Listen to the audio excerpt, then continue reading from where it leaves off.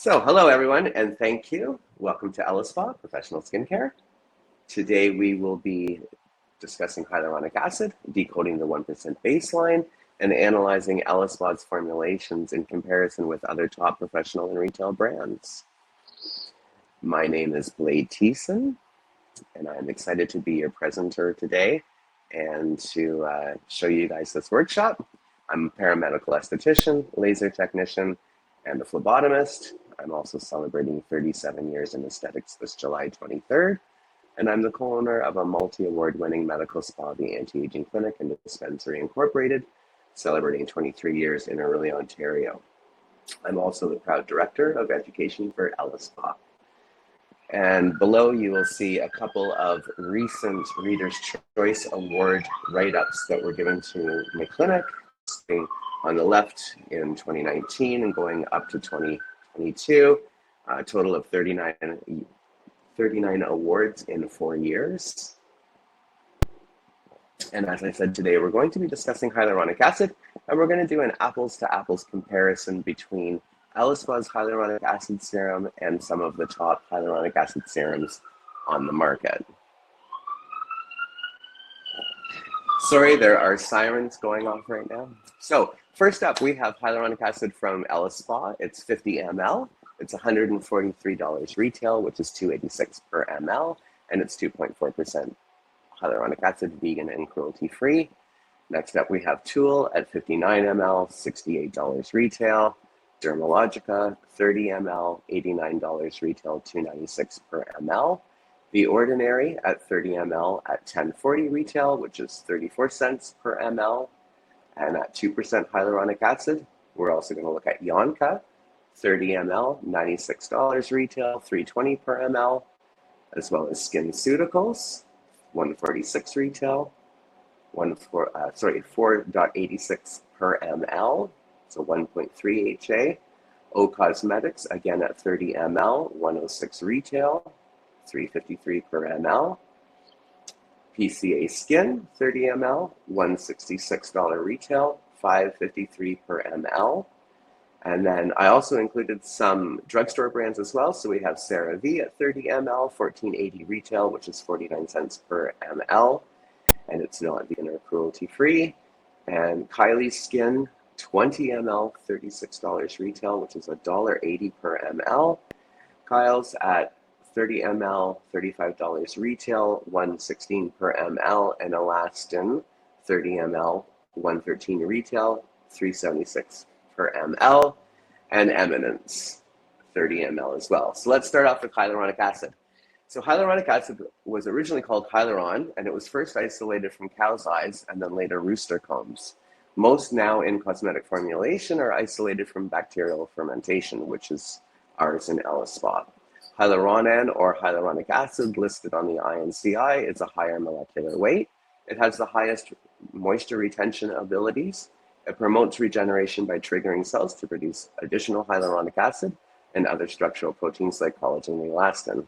It has a high molecular weight, and it will increase the skincare formulation viscosity. It will make it thicker, as can other ingredients like gums, silicones, and polymers. But we, of course, if we're looking at hyaluronic acid, we want hyaluronic acid and not gums, silicones, and polymers.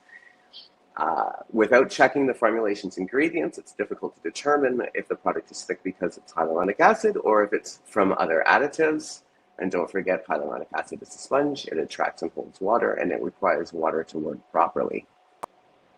So second, we have hydrolyzed hyaluronic acid, which is very similar to the original mentioned above. The main difference is in the processing technique used after it was harvested.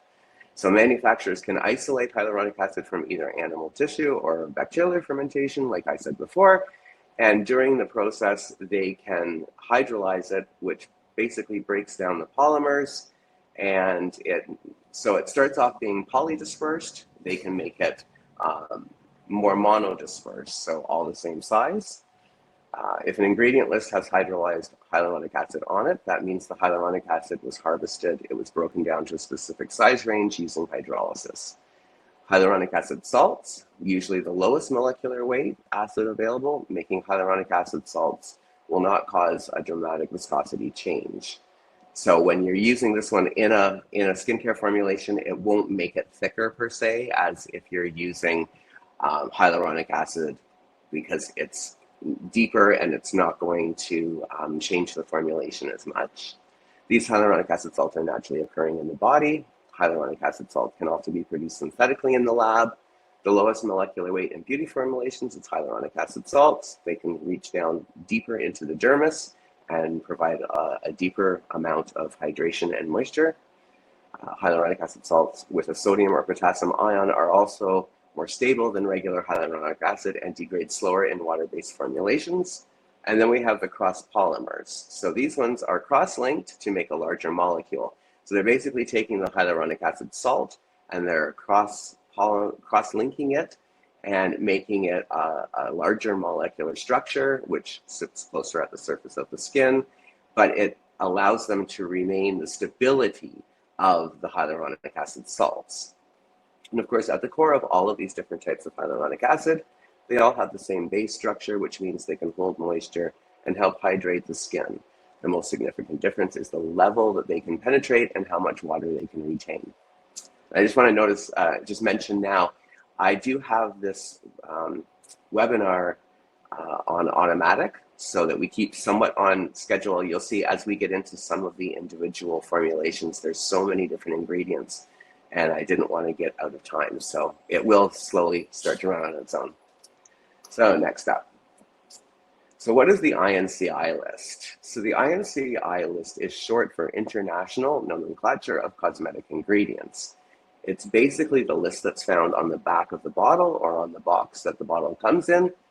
And it's basically a list of the ingredients that are in the formulation. And they are usually always going to be listed from the highest percentage to the lowest. However, and we'll get to it in a minute, after the 1%, the manufacturers can actually scramble the ingredients. So what is the 1% baseline in the formulations? The 1% line is a technique used to determine the strength of active ingredients in a formulation while also identifying those ingredients that are in the formulation under 1%. In North America, companies must list the ingredients in order of quantity, like I just mentioned. However, they are allowed to mix all of the ingredients that are in the formulation under 1% on the list. So when you're looking at the list of the INCI, some of those ingredients are not in the order of volume, but rather they're scrambled because they're under the 1% line. So finding that 1% line will help you to determine the true quality of a product, as well as give you a deeper knowledge of the product's ingredients and strengths. A product of 30 ml with 45 plus ingredients will have more ingredients under the 1% line than a product with 5 ingredients. How do you determine the 1% line in skincare products? So this is open to our own views and how we look at the product, and there's a couple of things to take into consideration. So the first, of course, is the product size, the ingredients, the texture, the total amount of ingredients, and where the ingredient is listed on the INCI. And we will get into this as we start looking at the individual products. Certain ingredients are rarely used at concentrations that are higher than 1%. So locating those ingredients on the INCI will definitely help you determine where the 1% line is. Since we are discussing the molecule or ingredient hyaluronic acid today, the active therapeutic range in a topical leave-on serum is about 2.4% or under 2.5. The next step is to look at which ingredients show up before hyaluronic acid. So again, if there's a lot of other humectants, like let's say glycerin, for example, that's higher than hyaluronic acid, then we will have to look at that and see if it's really going to allow for the 2.4 or close to that percentage range. So ingredients like phenoxyethanol, xanthan gum, fragrance, or essential oils are rarely used in cosmetic formulations in percentages higher than 1%, and most are less than 0.6%.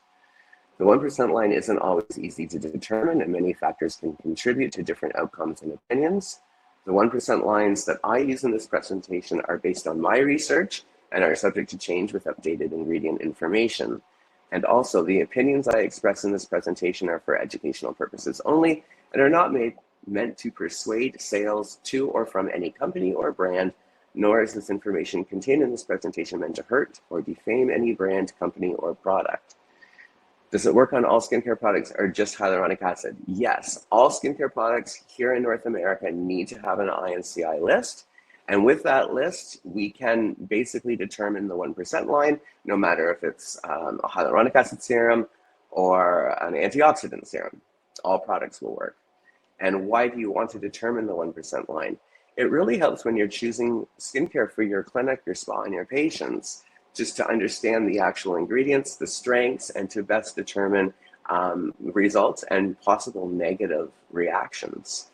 Like for myself, I specialize in a lot of energy-based devices, and certain ingredients, especially if you're working with an energy-based device that creates heat inside the dermis, certain ingredients will actually cause more trouble than they're worth. Like for me, I won't use products with dimethicone because it interferes with my reactions with my treatments. So by using the 1% line, not only are you looking at the full formulation and the ingredients in the formulation, but you're also able to determine how strong they are and whether they're going to cause you or your patient some side effects. And the 1% line gives you another tool to better understand the products you use and recommend to ensure your success. So types of ingredients in cosmetic formulations. First up, we have solvents. So solvents are liquid ingredients that are used to dissolve or break down other ingredients to form a solution. They enhance the functionality, the texture, and the feel of the product. Most commonly used solvent in most skincare, especially in serums, of course, is going to be water, distilled water, purified water. But we also have things like propylene glycol and propanediol. Again, I'm not a huge fan of propanediol with my treatments. Next, we have emulsifiers. And emulsifiers are, sorry, I didn't text. They blend opposing ingredients like oil and water and keep them from separating. They change the surface tension between the water and the oil, producing a consistent, well-mixed product with an even texture. Some examples include polysorbates, lauryl F4, and potassium cetyl sulfate. And again, emulsifiers shouldn't really show up in too many serums because we're not trying to make an oil water usually in a serum. Usually that's more for a cream. Thickeners.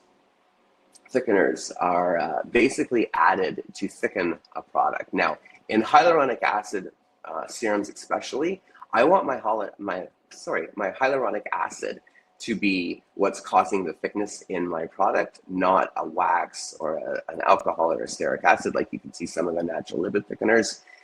There's also guar gum, xanthium gum, gelatine.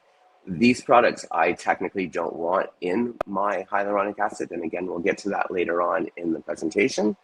Next up, we have emollients, which soften dry, rough, flaky skin. They prevent water loss, and they have a soothing effect. They fill the space between dry, rough, flaky skin cells with fatty substances called lipids, making the skin smoother and softer. Some emollients, such as petroleum jelly and various waxes, may also function as thickening agents. And you'll also notice throughout this, some of the ingredients do have multiple uses within the formulation. You'll see a list below of some common emollients like shea butter, cocoa butter, glycerin, mineral oil, etc. Humectants, which technically is the category of hyaluronic acid. Humectants attract and retain water and moisture into the skin. Certain ones can go deeper than others. We have glycerin, hyaluronic acid, urea, amino acids, peptides, etc., etc. Then we have occlusives. Occlusives are a type of moisturizing agent that work by forming a protective coating on the surface of the skin. They are usually oily or waxy.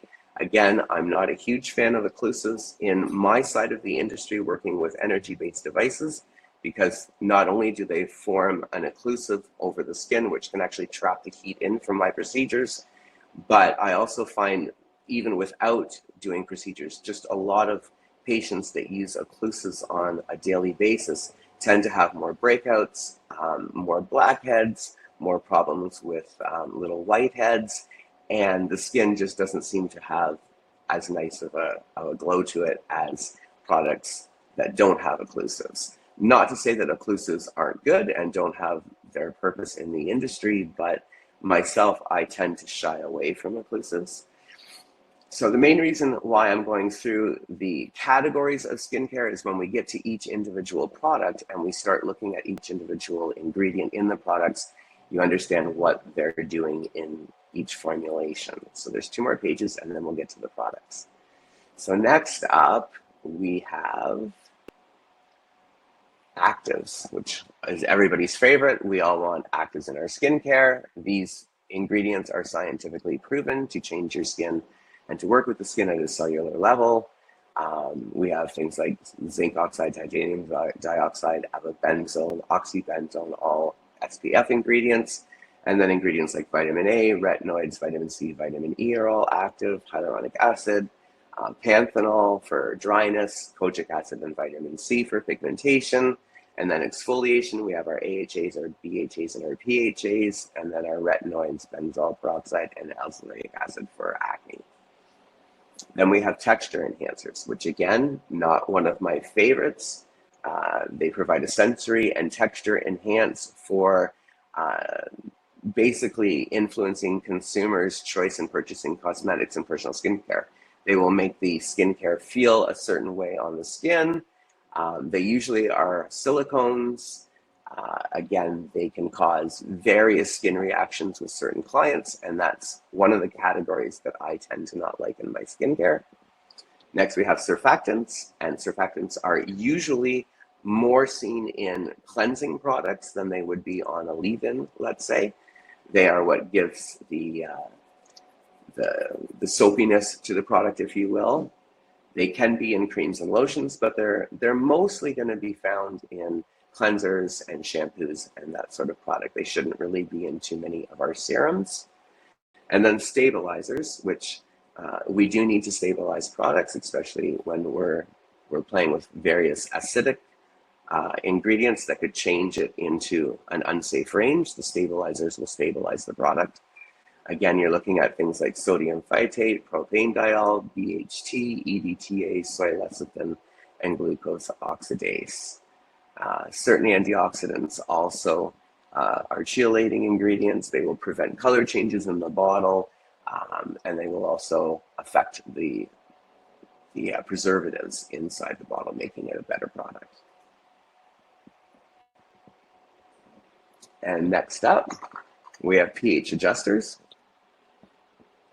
And of course, the pH level is a scale used to specify the acidity or alkalinity of an aqueous solution. pH range in products basically between 6.9 to 7.0 are roughly natural range, and then anything above is going to be alkaline, anything below will be acidic. So examples of pH adjusting ingredients are citric acid, lactic acid, sodium hydroxide, and benzoyl alcohol. Antioxidants, so we have to always counter the free radical damage that's happening. So antioxidants are the easiest way to do that. They can also be used in the formulation for actually helping with preserving, but for the skin, they help with oxidative damage. Examples are alpha lipoic acid, white and green tea, retinol, vitamin C, coenzyme Q10, isoflavonoids, and polyphenols. Preservatives, again, sometimes a necessary evil. You won't see a lot of preservatives in elaspa's skincare because of our packaging, but some of them that we're going to look at today have multiple preservatives in one formulation. I'm not saying preservatives are bad, but excessive amounts of preservatives can also cause reactions in patient's skin. Some of them can include DMDM, hydrotoluene, formaldehyde, methylparaben, all your parabens, propylparaben, butylparaben, etc. Then fragrances. Again, fragrances are mostly in the skincare to either hide the smell of certain ingredients that might not smell too good, or to create an environment while the patient or customer is putting the skincare on their skin. They don't necessarily have a benefit for the skin itself, which is why I'm not a fan of added fragrances, but natural fragrances can sometimes be a positive. We can have fragrance, we can use essential oils. It just depends on the quality of the product. And then colors and dyes, again, coloring the product so that it has a certain color for being enjoyed by the client. Some are organic, some are inorganic. Carmine example, I'm vegan. All of elaspa's products are also vegan, but if a product has carmine in it, it's basically obtained from a beetle, so that would not be vegan. And then you have ultramarines and manganese to give you the blue and the purple shades, chromium oxide to give green colors, and then pearlescent for mica. And this is the last screen. No, actually, we're right into products. So we're into products. So hyaluronic acid. First off, we're gonna look at the elaspa. Again, there's only 4 ingredients. It's 50 ml at $143 retail, which is $2.86 per ml. It's 2.4% hyaluronic acid. It's vegan and cruelty-free, and hyaluronic acid appears number 2 on the INCI. So the complete ingredients are on the left. You'll see aqua, sodium hyaluronate, benzyl alcohol, and dihydroacetic acid. So solvent number 1 is our water. Our humectant is hyaluronic acid, sitting at number 2. We then have a pH adjuster, preservative, solvent, and decreasing agent, and it's a natural fragrance. It's not actually a fragrance as much as it is counterbalancing some of the other scents. So again, because benzyl alcohol would not be used at more than 1%, that would be our 1% line. So you'll see the little red square. That is on every single screen that we go forward with each product. That little red square will represent the actual INCI in its actual order. I haven't changed anything. And then what you're seeing in the blue square above right now, that area is basically the percentage range. So it's either the maximum percent that one ingredient should be used, or the range of where it should be used. And that is for topical products. So as we're going through, we're going to be mostly paying attention to that area, as well as the next area that's coming up now in green, which is what the function is of the ingredient. So I'm going to be paying a little less attention to the actual names of the ingredients and a little bit more attention to the percentage that it should be in the product, and of course what it's doing in the product, because that's what's really important. And a lot of the ingredients that you're going to see in other products that we're discussing are not in elaspa, so I don't really want to spend a lot of time discussing those ingredients as they're not actually part of our brand. But we're going to look at them. We're going to take a good look at what ingredients are in other brands and just show you the difference. But with this one, with ours here, we have 4 ingredients to look at. Your solvent is your number 1. Your humectant is number 2, which is sodium hyaluronate. And then we have basically a pH adjuster and 1 preservative in the product, and that is it. So we'll see the difference as we go through with all the other products. So up next we have Tool, which was recrusted on one of our previous seminars. It's got 8 ingredients. It's 59 ml, $68 retail, $115 per ml. They do not disclose the amount of their hyaluronic acid. It is vegan and it is cruelty-free. So up first we have our solvent. Now the solvent should be used less than 97%. We have glycerin next, which is our humectant. It should be used less than 79.2%. Sodium hyaluronate cross-polymer is next, and then the sodium hyaluronate underneath the polymer, which is important. PCA is another humectant. We then have an antioxidant with green tea. It's also anti-inflammatory and antimicrobial. Deposium glycyrrhinate, sebum regulating anti-inflammatory soothing derived from licorice. We have a cellulose, which is the thickening agent. We have a synthetic preservative. So again, the 1% line I've put just under the sodium hyaluronic cross-polymer because technically that would not go more than 1%. So the fact that you have glycerin before it and the sodium hyaluronate, which is the deeper of the 2 hyaluronic acids in this product, the cross-polymer will not go as deep. It sits at the surface. Because it can only go up to 1%, it shows us that the sodium hyaluronate in this product is lower than 1%. And then again, when you're looking at the sodium PCA, for example, its range would be 0.2 to 4%. So 4% would be the max. I don't think they're using the max in this. And if they would, I believe it would be over the sodium hyaluronate cross-polymer. So that's why I'm technically putting the 1% line at the sodium hyaluronate cross-polymer, because I don't see them using anything higher than 1%. So that would put this product lower than 1.8% as far as hyaluronic acid goes. And then we've got some thickening agents, again, that's going to give that texture of the hyaluronic acid, even though it may not actually be the hyaluronic acid that's giving it the texture.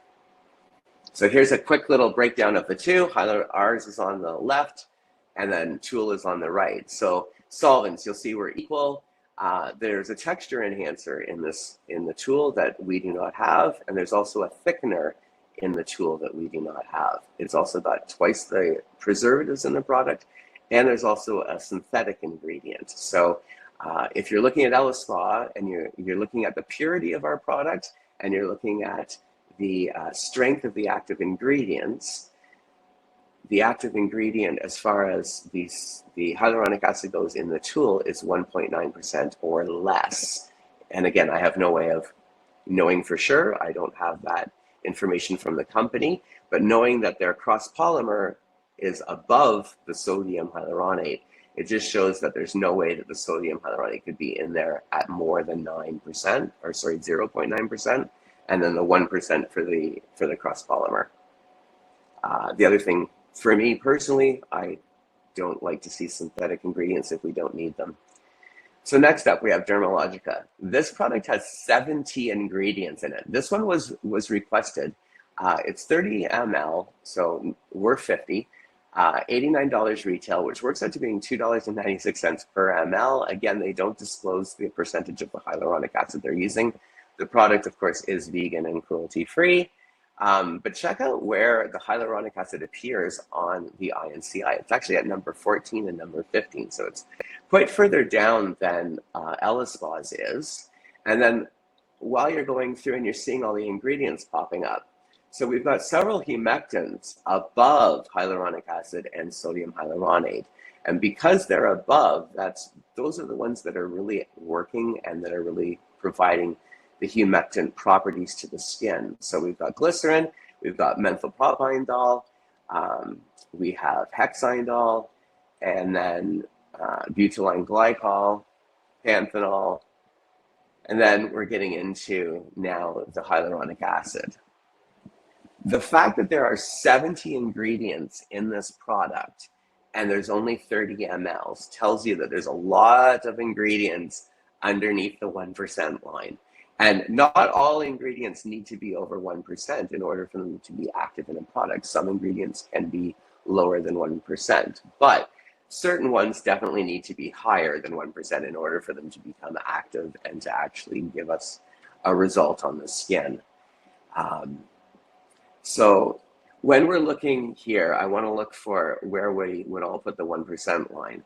So for me, the safest place to put the 1% line would basically be where we're looking at the extracts. So the bergamot, the grapefruit, the lemon, most of those can go to a maximum of, like, let's say the bergamot, for example. The maximum is 1.2, but it starts off at 0.0001. So, and you'll see there's a cluster of extracts there, right in the center. And you'll notice most of them go to a maximum of 1.2. So I think it's safe to say that for sure at that extract line, right underneath the sodium hyaluronate, we know that all of those extracts are going to be in at less than 1%. Some are even lower, like the grapefruit peel would only be in a maximum of 0.5% before it would start to cause sensitivities to the skin. So for me, the safest place to put the 1% line would be somewhere just under the sodium hyaluronate.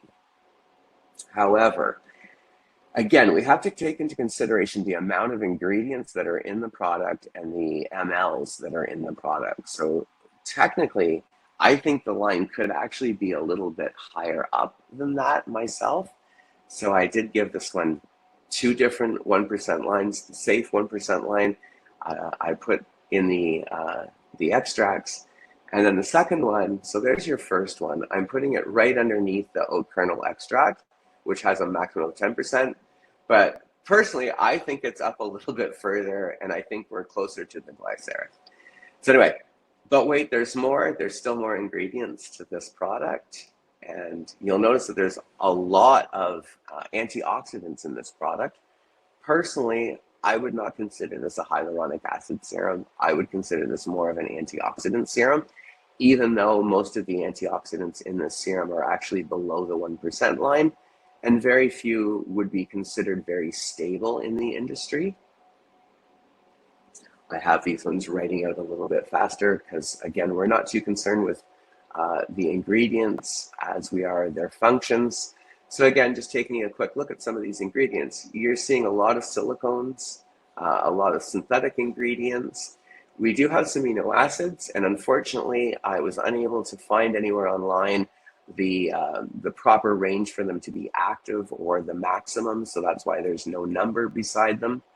But remember, the numbers that you see are not the active or actual number of the percent of what is found in this product. They are the range that is suggested or the maximum that is suggested in formulating. And I've listed them mostly for us to basically be able to determine that 1% line and see our actives a little bit easier and to see what is actually in the formulation that is in the formulation strong enough to actually have its effect. You'll also notice that this product has a lot of preservatives, a lot of texture enhancers. So again, is it the hyaluronic acid that's giving us that texture, or is it the various texture enhancers and thickeners that are in the product? So here's our quick sheet. So 3 solvents compared to our 1. There are 13 actives, but again, let's be honest, they are all under the 1% line. So exactly how active are the actives? There are 4 texture enhancers. elaspa has none. There are 7 emulsifiers, and there are 4 emollients in a serum, along with 2 thickeners, 4 stabilizers, and 4 preservatives, along with 2 synthetic ingredients. So if you're looking for a pure line and you're looking for a pure hyaluronic acid to put on the skin, I think it's really clear. elaspa, again, looking over on the left, we only have 4 ingredients.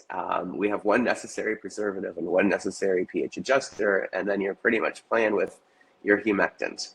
Where on the flip side with Dermalogica, you've got 4 preservatives you're exposing the skin to.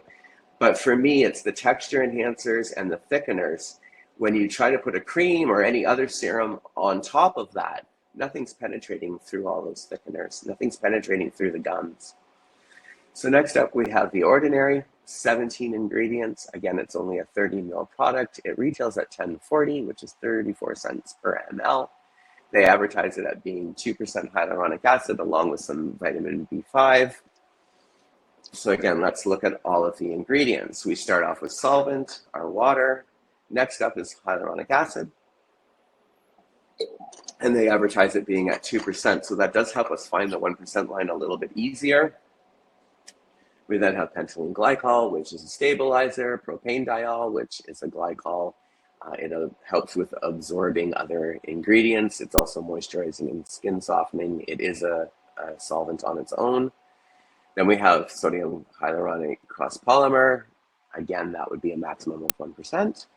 Panthenol, vitamin B5, should be roughly at 5%. We have some algae. We have another humectant. We have a chelating agent and stabilizer, a preservative, synthetic surfactant. Again, not so sure why there's surfactants inside of a serum.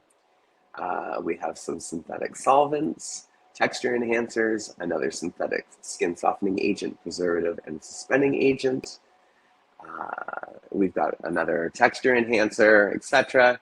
So again, that 1% line is pretty easy to find, considering nothing, the sodium hyaluronic cross polymer would never be added in the formulation above 1%. The panthenol should be around 5% for it to really be active, but I have a feeling in this formulation it's a little bit lower on the list.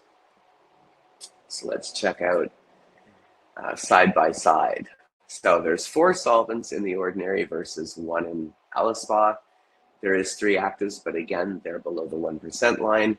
There's 3 texture enhancers, so silicones, etc.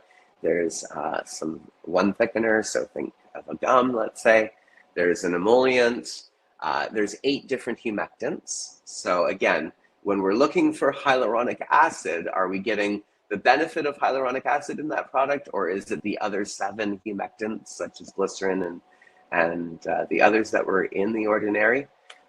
There's 4 synthetic ingredients in the Ordinary, and 5 preservatives, which is a lot of preservatives for just a hyaluronic acid serum, when clearly elaspa is able to preserve the product with just 1 preservative.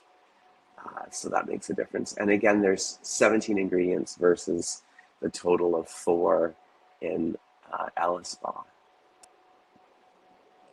So on to the next product.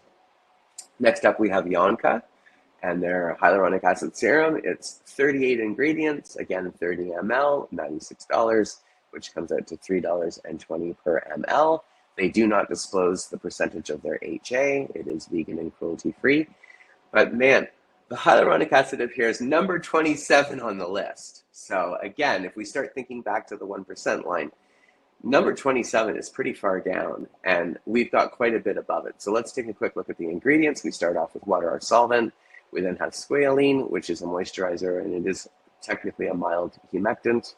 We have an emulsifier, a binder, another humectant with the glycerin. Anytime I see glycerin on top of the hyaluronic acid, it really lets you know that glycerin is what's giving you the humectant and not the hyaluronic acid. But check out the sodium acrylate, film-forming agent, emulsifier stabilizer, opacifying agent, and viscosity increaser, texture enhancer. And then right below that, the taurate copolymer, another film-forming agent. And then, of course, dimethicone, another film-forming agent and endocrine disruptor and lubricant. So the fact that we have all of these film-forming ingredients far above the hyaluronic acid, you're really getting the humectant properties from the glycerin, and then you're sticking a bunch of silicones on top. So the silicones are not allowing the moisture to escape. So that's giving you that feeling that you're hydrated, but it's definitely not coming from the hyaluronic acid. The hyaluronic acid is clearly way below the 1% line, which personally, it's pretty easy to just look. You see fragrance 0.8 would be the max. So if nothing else, you know, anything below the fragrance line is going to be 1%. So by the time you get down to hyaluronic acid, which is about 10 ingredients below fragrance, you know you're not getting a very strong amount of hyaluronic acid in this product, but you are getting a lot of gums, a lot of preservatives, a lot of stabilizers, and film-forming ingredients. So if you're using a cream or anything after this serum, how much of that is technically really penetrating through your product? It's not going to have the ability to do so. And you're also going to end up with repeated use over time, having a lot of film on the skin that will require, you know, deep cleaning, facials, peels, things like that to remove, because that over time will start to solidify on the skin and cause a barrier. So there are a few ingredients in here. There's a few antioxidants. Again, they're pretty low on that 1% line. I took it a little bit higher up than the just the fragrance myself. Personally, again, looking at 38 ingredients versus 30 mLs, there's more than 1 ingredient per ml of this product. So it tells you that that 1% line can be up a little higher than the perfume. Personally, I think we could go even higher, probably up to the sodium PCA, but I kept it a little conservative and put it down at the isohexane. Again, with the serine, the amino acid, I have no way of knowing what the percentage should be. I couldn't find that online, but for sure we're safe with the fragrance at the 0.8. Nothing below that is going to be over the 1%. So we'll do a quick comparison side by side. So there's 2 solvents in Yonka compared to the 1 in elaspa. There's 2 occlusives. There's 7 actives. But again, I'm counting. Oh, by the way, so when you see antioxidants, the antioxidants are also actives. So they're counted as actives above. And that's why you'll see sometimes that there's only 38 ingredients, but there might be 42 listed above because some of them are doubling up. 7 texture enhancers, 7 texture enhancers, 4 emulsifiers, 3 thickeners, and 5 emollients in this Yonka product, 6 preservatives. total of 38 ingredients, compared to the 4 ingredients in the hyaluronic acid from elaspa, 1 preservative, no texture enhancers, no thickeners, no binders. None of those ingredients are included, which makes elaspa extremely clean, which is one of the reasons why I love the product line so much.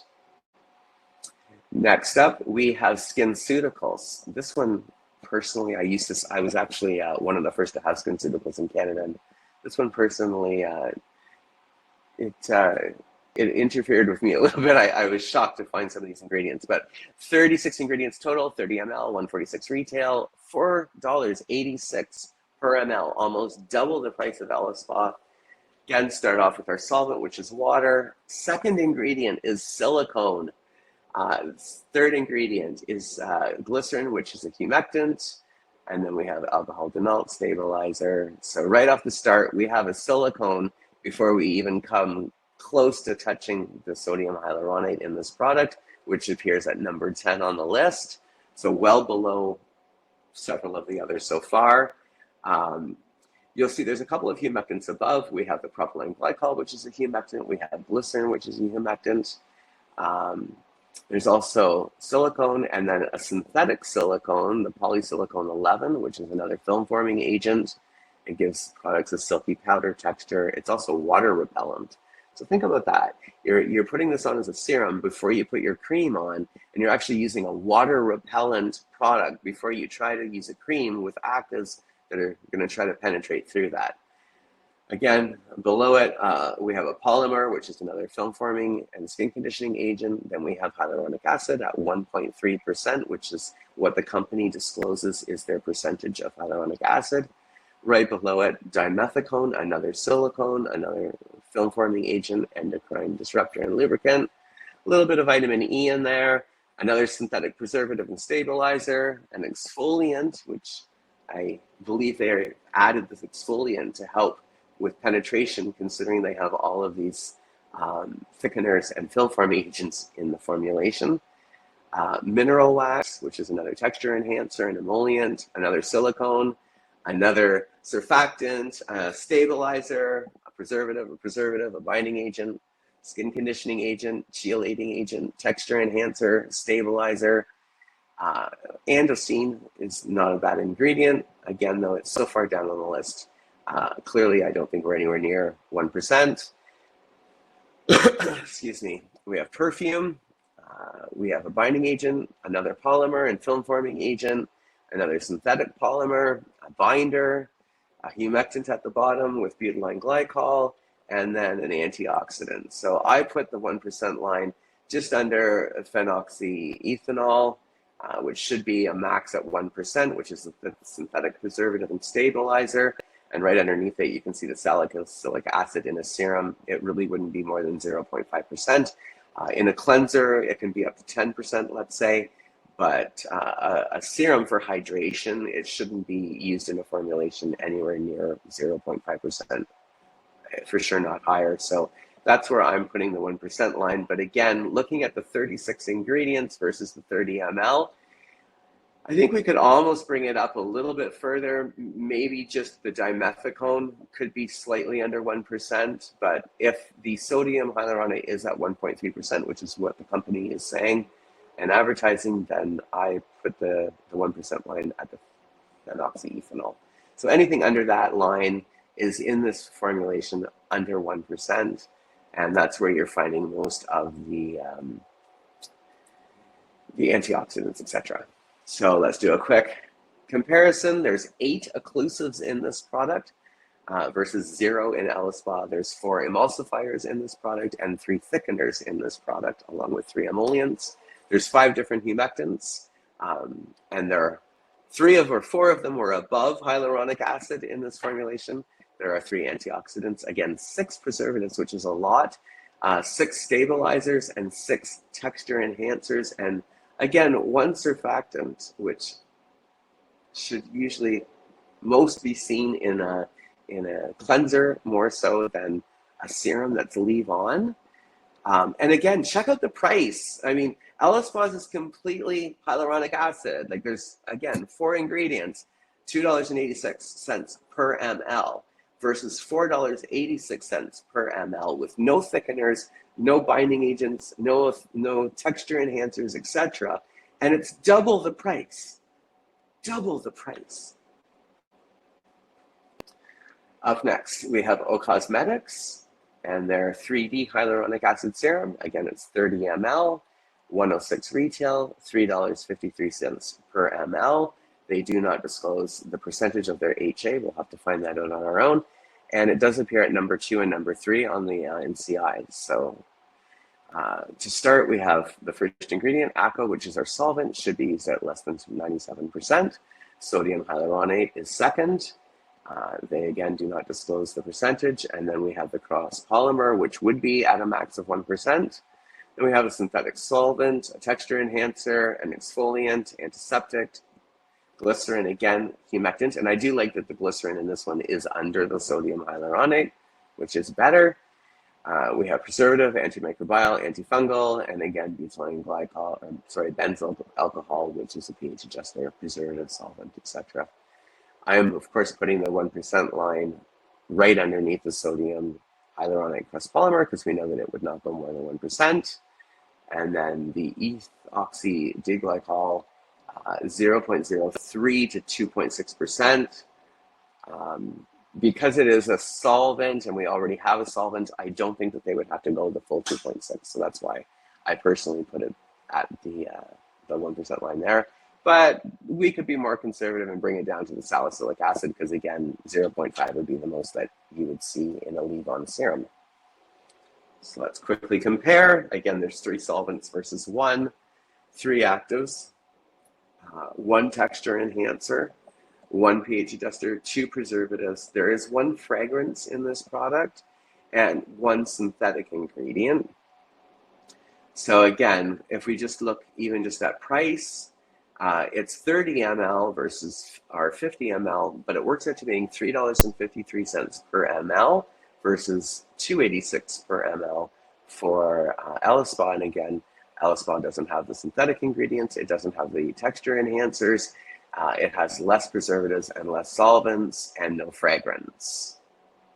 And it's less than 2.5%. Again, I don't know exactly where it is, but because the sodium hyaluronate was above the cross polymer, we know that it's in there at least more than 1%. So if it was at 1 and the cross polymer was at a full 1, we'd at least be at 2%. But I don't think it's quite as high as the 2.4 that we have in elaspa. Next up, we have PCA Skin, Hyaluronic Acid Serum Boosting Serum. There are 17 ingredients. It's 30 ml at $166 retail, which is $5.53 per ml. And you can watch these ingredients pop up while I just mentioned that with us, I've never used 1 ml on my face of our hyaluronic acid serum. Our pump is a metered pump. It does give out 1 ml. I rarely would use 1 ml. I think 0.5 of ml is more than plenty with our product. So again, when you're looking and comparing prices, we can pretty much get away with 1 ml for 2 treatments or 2 uses versus 1. So let's look at these ingredients. We have unknown percentage of hyaluronic acid. I couldn't find any information for the company as to what their percentage is. There's a stabilizer and another humectant, which is propylene glycol, and then propanediol, which is another humectant. Then we have the cross polymer. We do have panthenol in this again. There's some algae. There's another humectant, glycerin, but at least it is below the hyaluronic acid. Some chelating ingredients, some preservatives. We have a few synthetic ingredients, a surfactant, a solvent, and a preservative. We have a couple texture enhancers, some more preservatives and stabilizers. So again, I'm putting that 1% line right underneath the hyaluronic cross polymer because we know that it would not be used at more than 1%. I don't believe the panthenol in this product is higher than 1%. Nor do I think the glycerin would be higher because if it was, the product would be too thick, knowing that the 2 hyaluronic acids are above it. So let's compare quickly the 2. There's 4 solvents versus 1 in elaspa. There's 4 actives, but again, they're lower than the 1% line. There's 2 texture enhancers, which we have none. There's 1 surfactant. Again, not sure why they're using surfactants in a leave-on serum. There's 3 stabilizers, 5 preservatives, 9 different humectants. So again, if you're buying a hyaluronic acid serum, and again, this one is $5 and change per ml versus our $2 and change per ml. If you're buying hyaluronic acid, do you want hyaluronic acid as your humectant, or do you want 9 various humectants? Because again, glycerin is not an expensive ingredient. The size ml is different. They're 30 or 50. There are 5 synthetic ingredients in the PCA versus our 0 synthetic ingredients, and 5 preservatives. And you have to really think the amount of preservatives and thickeners and stuff. That's where you're going to start to see reactions with sensitive patients. The cleaner, the less amount of excipients, the easier it is to use on various patients without having any reactions. So CeraVe, I wanted to add in a couple of skincare that you can find in drugstores, so that if patients come in and they ask you questions, you can give them a good answer as to what the difference is. So this is CeraVe. There's 24 ingredients, 30 ml, $14.80 retail, which is only 49 cents per ml. Hyaluronic acid appears at number 6. So we start off with our solvent. We then have glycerin, and of course it's before your sodium hyaluronate. You have a couple of emollients ahead of it. You've got silicone before the sodium hyaluronate, which is a film forming again, which is giving you that film over the skin, which allows the moisture to build up under the skin, making you think that it's a hyaluronic acid that's doing it, but technically I think it's safe to say it's the silicones. We also have a synthetic polymer before the hyaluronic acid.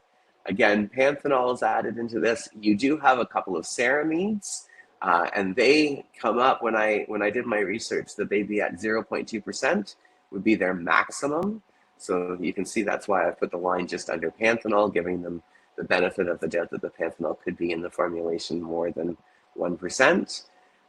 Lots of thickening agents. You can see the carbomers underneath the ceramides, thickening agent, stabilizer, thickening agent, emollient, synthetic preservative, chelating stabilizer, emollient, preservative, etc., etc. So again, let's take a quick look. We're 1-to-1 on the solvents. They have one occlusive that we don't have. They do have some actives, but again, they're all under the 1% line. They have 2 texture enhancers that were actually above the 1% line. An emulsifier, 3 thickeners, 1 was above the 1% line, 6 emollients, 4 stabilizers, again a surfactant in there, 1 pH adjuster, 5 preservatives, and a total of 4 synthetic ingredients versus 0 synthetic ingredients in elaspa. Again, it's about 1.5% hyaluronic acid or lower. What else can I tell you about those 2? Oh yes, 3 thickeners. And again, the thickeners and the texture enhancers are where I have most, and the occlusives, I have most of the problem with in skincare, because most of those are not doing any benefit in any way, shape, or form to the actual skin. They're just there for the experience of using the product, not for the skin health itself. Another drugstore, department store product, Kylie Skin, 36 ingredients. It's only 20 ml. It works out to being $1.80 per ml.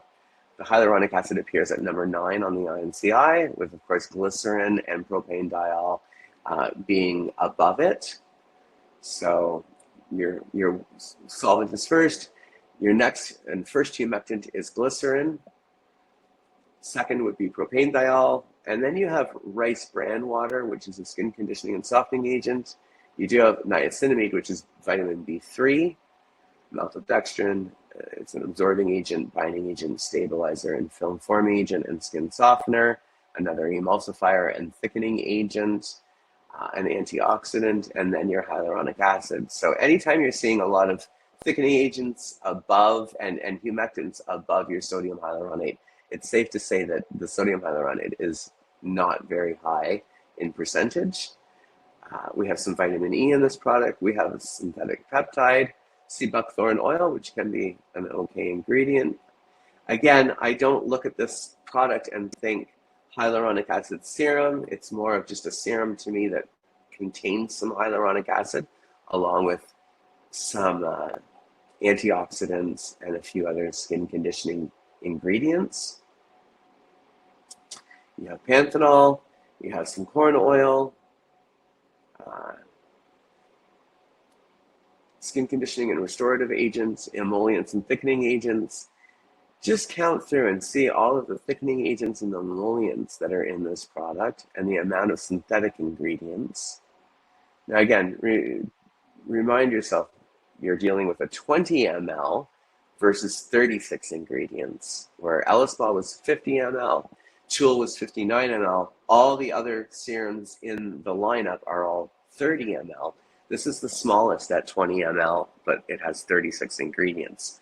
So again, when you take into consideration the amount of ingredients in the formulation versus the size, you know that there's more ingredients than there are ml. So that really pushes that 1% line higher, and there's more ingredients that are going to be lower than the 1% line. So shortly, the 1% line that I have figured out will pop up, but you'll see near the bottom there a lot of synthetic ingredients, some more preservatives, etc. A lot of texture enhancers in this product. So I'm putting the 1% line at the fruit extract, because we know extracts are never going to be more than 1%. And when I checked out the apple fruit extract, it actually says 0.5% is the maximum in a leave-on serum.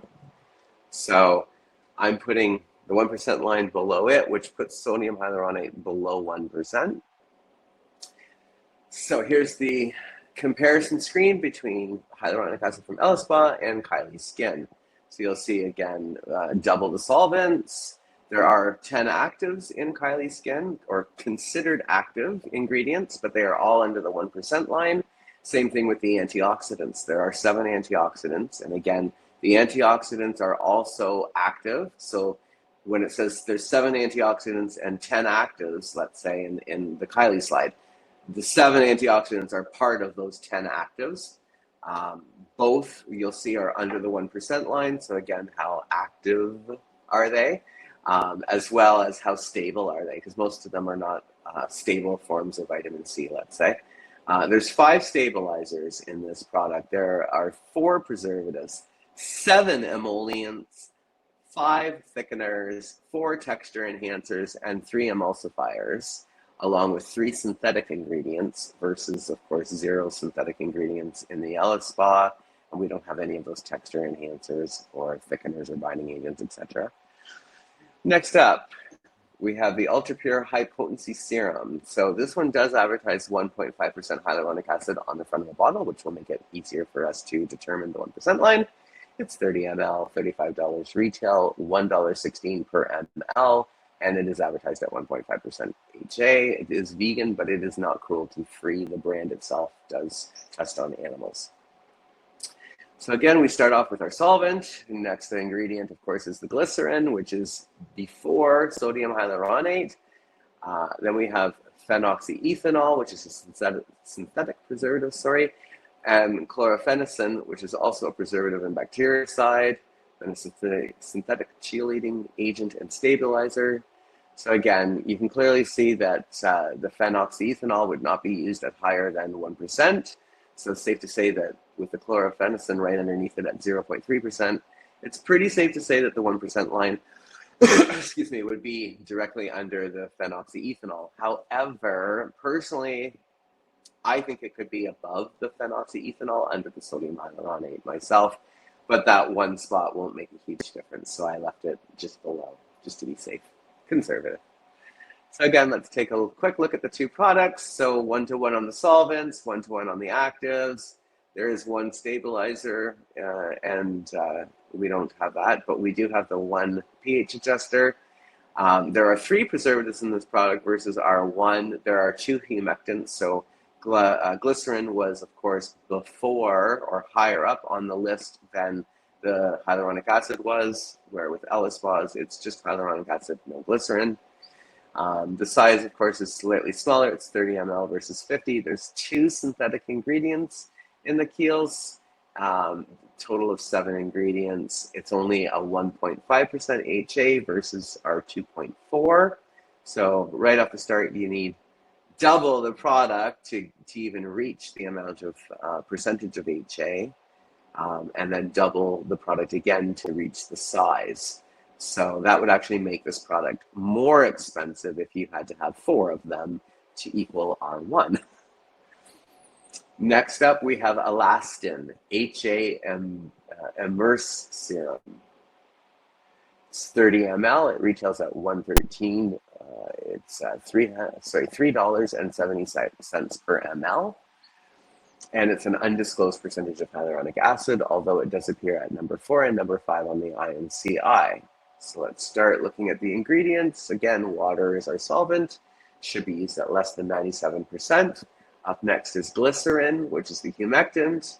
And right underneath that, we have polyacrylate-13, which is a gelling agent and absorbent.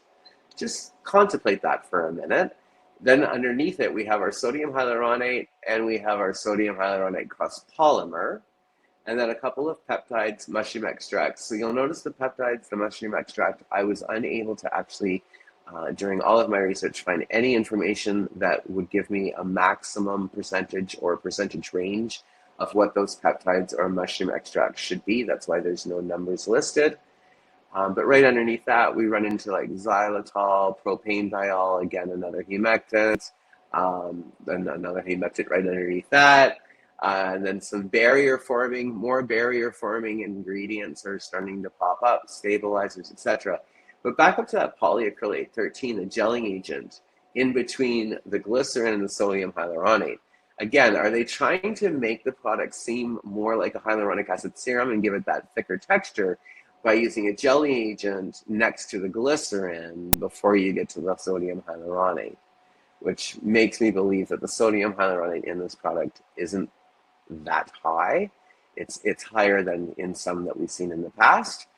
So let's look at some of the ingredients again below. We've got some more synthetic ingredients, a couple of antioxidants, but again, you'll see those antioxidants, they're down further in the list, so they're not going to be above the 1% line. They're not going to be very active.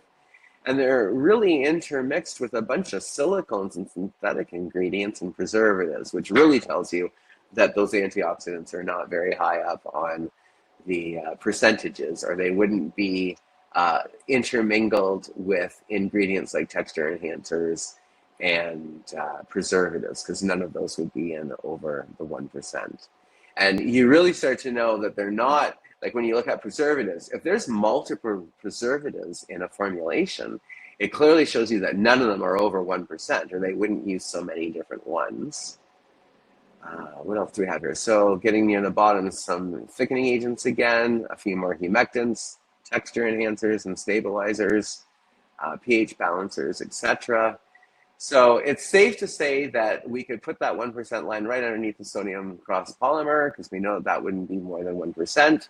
And of course, I don't know the octapeptide or the hexapeptide, the percentages there, so it's hard for me to tell. But again, I think when you look at how many humectants there are in here, if we go down to the xylitol, which is just under the peptide in the mushrooms, its max would be at 5%. But we already have glycerin, sodium hyaluronate, and cross-polymer in there. So again, I don't think that they're going to max out that 5% on the xylitol. So I think it's pretty safe to say that the 1% line is definitely right underneath that cross-polymer of making everything below it less than 1%. And again, if we take into consideration 30 mLs with 37 ingredients, that's more ingredients than there are mLs. And we know right off the start that our solvent's going to take up between 70 to 80, 85% of the product, which doesn't leave a lot of room for anything else to be high up in percentages, especially the hyaluronic acid. I'm going to put it probably close to somewhere around 2%. I think it could be slightly less, like maybe at 1.8% in this product. So let's do a quick side-by-side, double the solvents. There are 9 actives, but all of those actives are under the 1% line. There are 5 occlusives, 5. There are 3 texture enhancers, 4 stabilizers, 6 preservatives, 11 various humectants. 11. Again, if you're paying to purchase a hyaluronic acid serum, do you want hyaluronic acid or do you want hyaluronic acid with, there was 2, so that would be 9 other humectants in this product, along with 3 thickeners, 4 emulsifiers, 5 emollients, and of course 5 synthetic ingredients. And the price difference, it's $3.76 for this product versus elaspa's product at $2.86, so $1 less per ml. And yet look at the purity and the organic side of elaspa, and the fact that we have none of those excipients, none of those thickeners, fillings, agents, any of those, texture enhancers, none of it. Last one is Eminence, and it's got 40 ingredients. It's a 30 ml, retails at $59, which is $1.96 per ml. They do not disclose the percentage of HA. It is vegetarian, not vegan, and cruelty-free. So there's solvents in this one. They do not use water. They're preferring to use products like strawberry juice, rhubarb juice, grape juice, and aloe juice, and there's nothing wrong with that.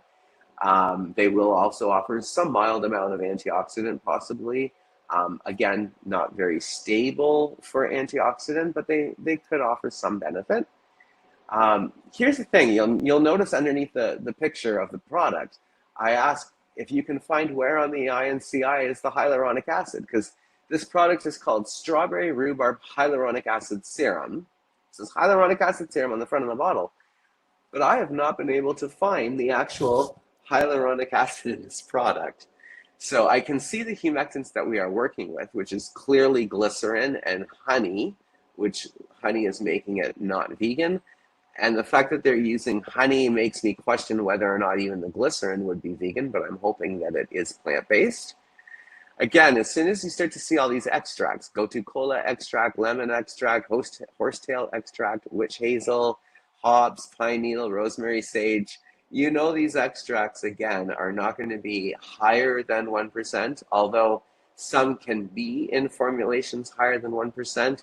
It could be used in body or wash-off, like rinse-off products. But the horsetail, for example, it's not used in a leave-on product at higher than 0.4%, so that can give us some idea of where that 1% line is. The juice, the strawberry juice, the rhubarb juice, the grape juice, all of that versus a traditional solvent, again, you are getting some mild benefits from it. You're getting some emollients in here. Again, I see those being more in a cream than in a serum myself.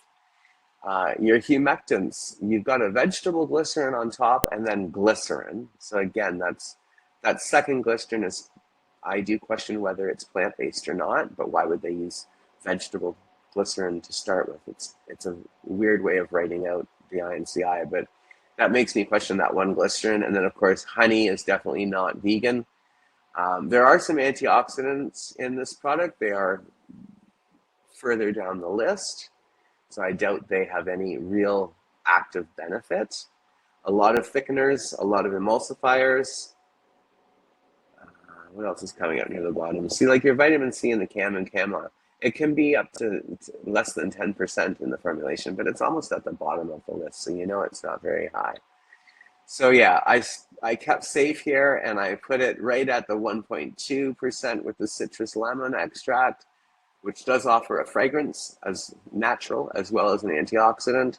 And then right below it, you've got that horsetail extract that shouldn't be any higher than 0.4%, and the leave-on serum, which is where I put the 1% line. But again, if you can find the sodium hyaluronic or the sodium hyaluronic plus polymer, or just basic hyaluronic acid anywhere in this INC list, please let me know, because I am unable to find the hyaluronic acid in this product. So let's do a quick side-by-side. Again, there's 4 solvents versus the 1 in elaspa. There are 6 actives, or considered active, and don't forget that does also contain the antioxidants that you see below in the pink, that's 15. Again, they're all under the 1% line. There's 1 texture enhancer, 1 surfactant, 1 stabilizer. There is a fragrance in this product.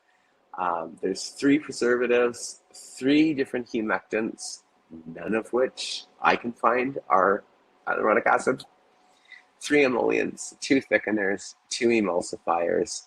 There are no synthetic ingredients, so that was a positive. But again, 0% hyaluronic acid because it doesn't have any in it at $1.96, which is only $1 less per ml than elaspa's hyaluronic acid. But with elaspa's hyaluronic acid, you're getting 2.4% hyaluronic acid. And with this product, I'm unable to find it. But I'd call it an antioxidant serum, even though it's maybe not as active as some. So that wraps up all of the products that we're comparing today. As you can see, the only serum with 2.4% hyaluronic acid, which is the active range for topical, is elaspa.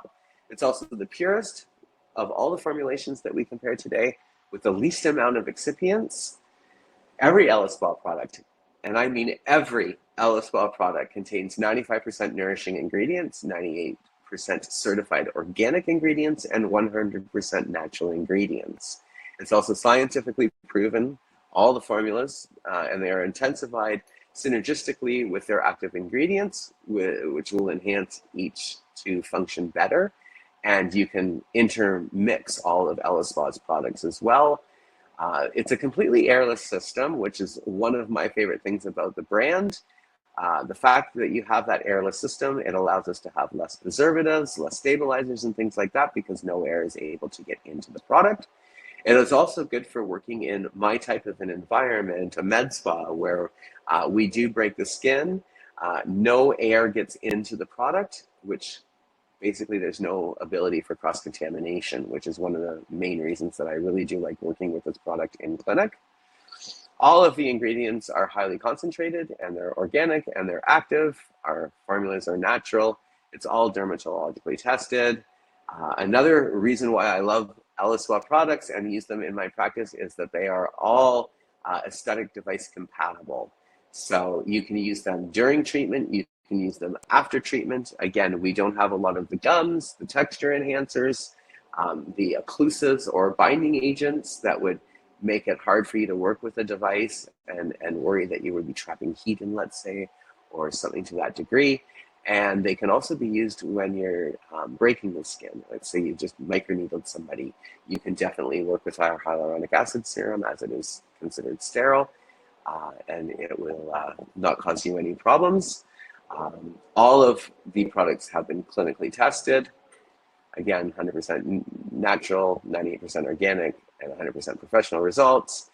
All of our products have no parabens, no synthetic colorants or perfumes, no mineral oils or paraffins, no irradiated ingredients, no synthetic silicone oils, no skin irritating minerals, no PEGs, no materials derived from animals, making us vegan, and no nanoparticles. All elaspa serums contain hyaluronic acid, just like the formulas comparable that we've just done on the brands today in this presentation. As you will see, all elaspa serums do not contain the various gums, silicones, polymers, synthetic ingredients, or multiple preservatives, perfumes, dyes, occlusives, thickeners, or fillers common in other serums or brands. So for example, on the left, the first one was our anti-aging serum. You'll notice that there are none of those ingredients in that product. We do have Panax ginseng. There's ingredients in there for anti-aging, but you won't see the gums, the dyes, the fragrances, the occlusives, any of the unnecessary excipients. Same thing with the oxygenating serum. If you look through those ingredients, you'll see we do have our dehydroacetic acid and our benzyl alcohol at the end for preserving the product. But other than that, it's all active. Same thing in our brightening serum. You'll look at the ingredients. You've got mallow, you've got peppermint, you've got ingredients in there for helping with pigmentation, but none of the dyes, none of the fragrances, no texture enhancers, no occlusives. Organic skincare. So here's some of our laboratory test results. Our anti-redness serum has been proven to reduce skin sensitivity by 54.81%. Our lactobionic acid cream has been proven to reduce post-acne scars and increase moisture levels by 5.4% and elasticity by 11.16%. Our anti-aging cream Forte has been proven to improve moisture levels by 28.58% and improve transdermal apple water loss or TUL by 10% and elasticity by almost 23%. Our brightening serum intensive, it's been proven to reduce melanin level by 22.96%. And our brightening cream has been proven to increase moisture by 10.87%, elasticity by almost 26%, and melanin level at 16.16%. So thank you for attending our webinar and our workshop today. If you have any more information or you would like to place an order or contact elaspa representative, you may call direct at 778-379-0330 or call your representative directly. Thank you. Again, my name is Blade Tiessen. I have thoroughly enjoyed presenting this workshop to you today, and I look forward to seeing you again next time.